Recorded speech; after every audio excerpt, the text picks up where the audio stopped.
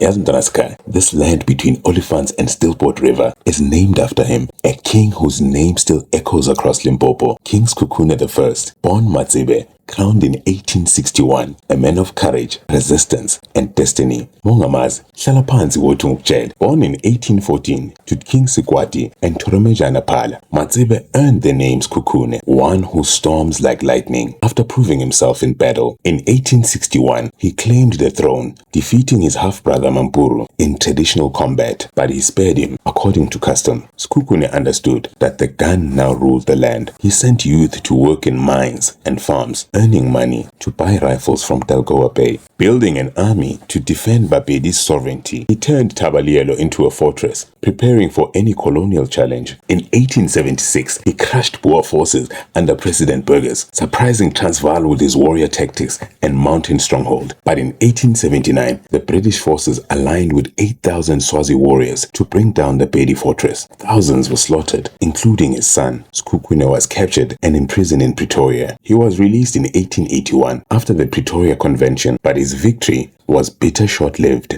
However, on the 13th of August 1882, at Manoche, political betrayal struck. His half-brother Mampuru ambushed and stabbed him, ending their resistance and sending shockwaves through the nation. Despite his fall, King Sekhukune's story endures. Schools, land, and even districts bear his name, a lasting tribute to his defiance. The London Times described him as one of our bravest enemies, a rare praise for an African leader of his era. King Sekhukhune was more than a monarch. He was a strategist, a liberator, a legend, a king who roared thunder at colonial giants. His story reminds us that freedom comes at a price and that courage can echo through centuries. King Sekhukhune, the warrior king who refused to kneel.